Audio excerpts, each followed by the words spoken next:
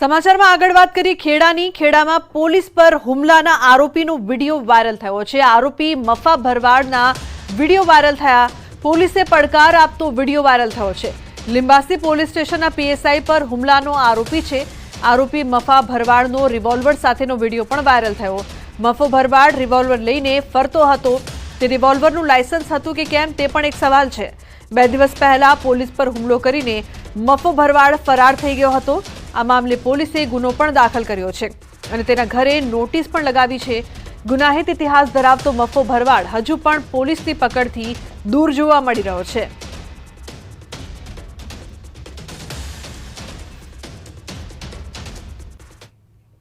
પાલનપુરના aroma circle નજીક મારામારીની ઘટના સામે આવી છે। રિક્ષા ચાલક અને અન્ય વ્યક્તિ વચ્ચે મારામારી થઈ। ખુલ્લેઆમ ચપ્પુ અને ઝારા વડે મારામારી થઈ હતી। એરોમા ટ્રાફિક પોલીસ ચોકી આગળ મારામારી બાદ અજાણ્યા શખ્સે તોડફોડ કરી હતી। પોલીસે તોડફોડ કરનાર શખ્સને ઝડપીને તપાસ હાથ ધરી છે। મારામારી થવાનું કારણ હાલ અકબંધ છે। પોલીસ દ્વારા આ મામલે વધુ તપાસ કરવામાં આવી રહી છે।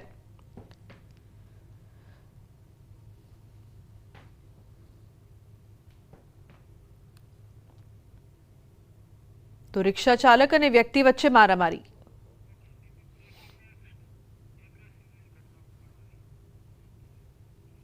રાજકોટમાં આકારના બનાવના 7 દિવસ બાદ રાજ્યના કેબિનેટ મંત્રી ભાનુબેન બાબરિયાએ પ્રતિક્રિયા આપી। તેમણે કહ્યું કે ઘટના બની ત્યારે તેઓ બહાર ગામ હતા અને બીજે દિવસે સિવિલ હોસ્પિટલ તેમજ ઘટના સ્થળની મુલાકાત લીધી હતી।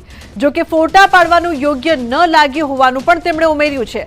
તેમણે કહ્યું છે કે જો મારું નામ સમગ્ર મામલે ખુલશે તો હું જાહેર જીવન છોડી દઈશ। ભ્રષ્ટાચારી એમડી સાગઠિયા મામલે સવાલો પૂછાતા ભાનુબેને ખુલીને બોલવાનું પણ ટાળ્યું હતું।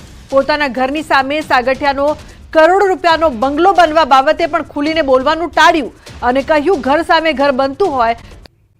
સમાચારમાં આગળ વાત જામનગરની વીજ તંત્રની ઘોર બેદરકારી સામે આવી છે। ધોરીવાવ નજીક 66 કેવીની લાઇન તૂટી ગઈ। વીજ લાઇન રિપેર કરવા નથી ડોકિયા અધિકારી।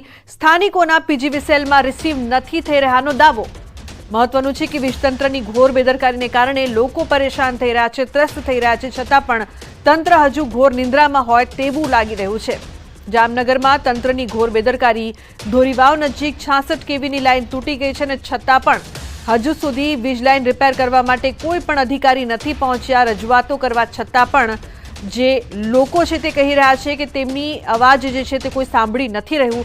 તંત્રની ઘોર બેદરકારીથી લોકો પરેશાન થઈ રહ્યા છે। તો જો કોઈ દુર્ઘટના સર્જાય તો તેના માટે જવાબદાર કોણ તે પણ એક મોટો સવાલ અહીં ઉપસ્થિત થઈ રહ્યો છે। વીજ લાઇન રિપેર કરવા માટે અધિકારીઓ છે તે ત્યાં પહોંચી પણ નથી રહ્યા, સાથે કોલ પણ રિસીવ નથી કરી રહ્યા તેવો સ્થાનિકો દ્વારા દાવો કરવામાં આવ્યો।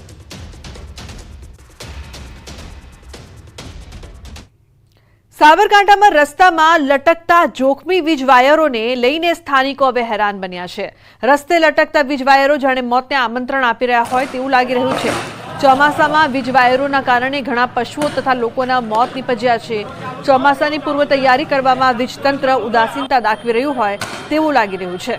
તો યુજીવીસીએલ દ્વારા હિંમતનગરની સર્કલ ઓફિસમાં આવેલા તમામ 418 ફીડરોનું કામકાજ ચાલુ છે। નુકસાન થયેલા વીજપોલને તાત્કાલિક ધોરણે રિપેર કરવાની માંગ સ્થાનિકો દ્વારા કરવામાં આવી।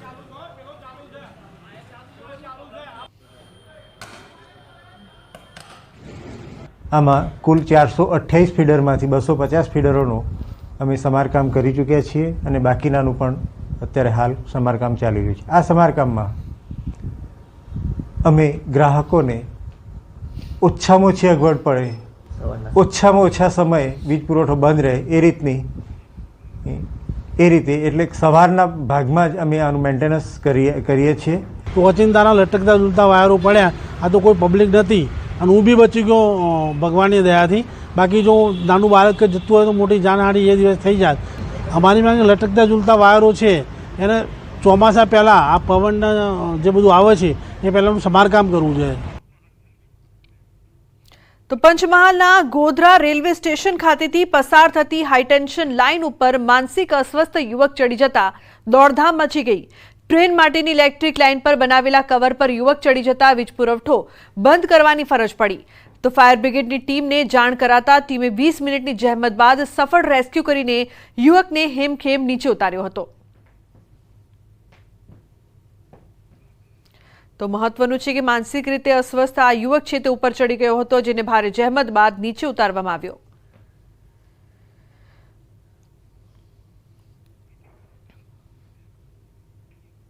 સમાચારમાં આગળ વાત કરીએ વડોદરાની. પફ ખાતા પહેલા સાવધાન, પફમાંથી નીકળ્યો છે વંદો. મિસ્ટર પફમાં કર્યો હતો ઓર્ડર, વંદો નીકળતા ગ્રાહકે બબાલ કરી. મહત્વનું છે કે જે પ્રકારથી પફમાંથી વંદો નીકળ્યો હતો તે બાદ ગ્રાહકે બબાલ કરી હતી અને ફરિયાદ કરી હતી. પફમાંથી વંદો નીકળતા અનેક સવાલો ઉપસ્થિત થઈ રહ્યા છે કે જે ખોરાક આપણે બહાર ખાઈ રહ્યા છે તે કેટલું સુરક્ષિત છે. મિસ્ટર પફમાંથી પફ માટે ઓર્ડર કરવામાં આવ્યો હતો, જેમાંથી વંદો નીકળ્યો, જે બાદ ગ્રાહકે બબાલ કરી હતી. તો અવારનવાર આ પ્રકારની સતત વધતી ઘટના બાદ હવે લોકોને સાવધાન રહેવું પડશે.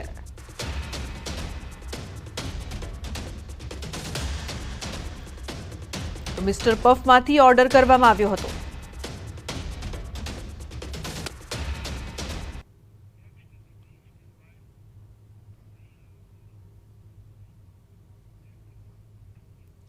તો લગ્નમાં નાચગાન સમયે ફાયરિંગ, મહિલા ઘાયલ થઈ છે. છોટાઉદેપુરના ક્વાંટના બનાલા બનાવમાં આ ફરિયાદ.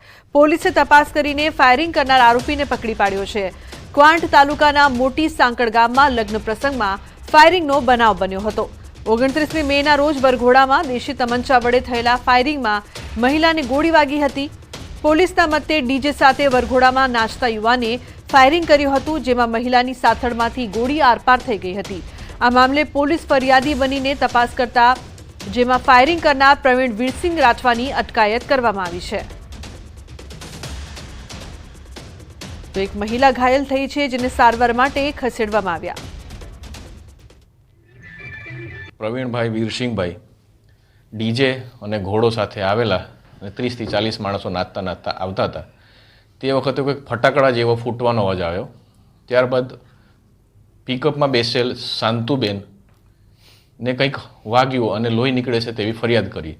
દરમિયાન પ્રવીણભાઈ જે શકમંદ હતા એમને લાવી અને પૂછપરછ કરતા એમણે આ બાબતની કબૂલાત કરી કે ડીજેમાં રાત્રિના સમયે નાચતી વખતે એમણે પોતાની પાસેનું એક હથિયાર, તમંચો જે દેશી હાથ બનાવટનો છે, એ કાઢી અને ફોડતા આ બનાવ બન્યો છે.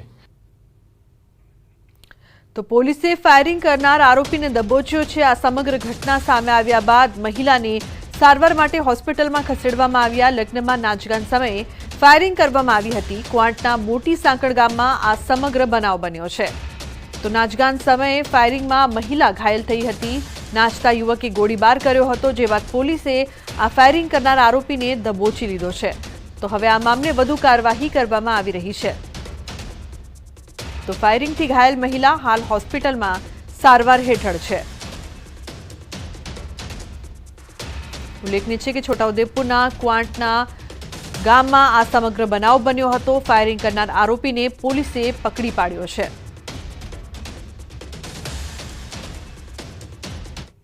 સમાચારમાં આગળ વાત કરી ખેડાની. ખેડામાં પોલીસ પર હુમલાના આરોપીનો વિડીયો વાયરલ થયો છે. આરોપી મફા ભરવાડના વિડીયો વાયરલ થયા. પોલીસે પડકાર આપતો વિડીયો વાયરલ થયો છે. લિંબાસી પોલીસ સ્ટેશનના પીએસઆઈ પર હુમલાનો આરોપી છે. આરોપી મફા ભરવાડનો રિવોલ્વર સાથેનો વિડીયો પણ વાયરલ થયો. મફો ભરવાડ રિવોલ્વર લઈને ફરતો હતો. તે રિવોલ્વરનું લાયસન્સ હતું કે કેમ તે પણ એક સવાલ છે. 2 દિવસ પહેલા પોલીસ પર હુમલો કરીને મફો ભરવાડ ફરાર થઈ ગયો હતો. આ મામલે પોલીસે ગુનો પણ દાખલ કર્યો છે અને તેના ઘરે નોટિસ પણ લગાવી છે. ગુનાહિત ઇતિહાસ ધરાવતો મફો ભરવાડ હજુ પણ પોલીસની પકડથી દૂર જોવા મળી રહ્યો છે.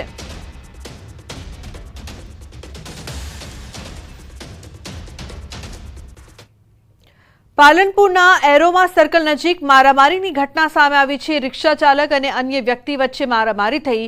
ખુલ્લેઆમ ચપ્પુ અને ઝારા વડે મારામારી થઈ હતી.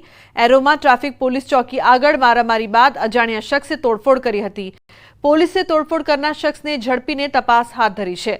મારામારી થવાનું કારણ હાલ અકબંધ છે. પોલીસ દ્વારા મામલે વધુ તપાસ કરવામાં આવી રહી છે.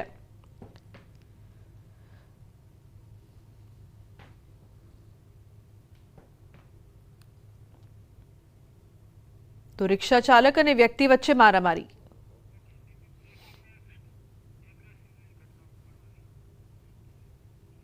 રાજકોટમાં આ કારના બનાવના 7 દિવસ બાદ રાજ્યના કેબિનેટ મંત્રી ભાનુબેન બાબરિયાએ પ્રતિક્રિયા આપી. તેમણે કહ્યું કે ઘટના બની ત્યારે તેઓ બહાર ગામ હતા અને બીજે દિવસે સિવિલ હોસ્પિટલ તેમજ ઘટના સ્થળની મુલાકાત લીધી હતી. જો કે ફોટા પાડવાનું યોગ્ય ન લાગ્યું હોવાનું પણ તેમણે ઉમેર્યું છે.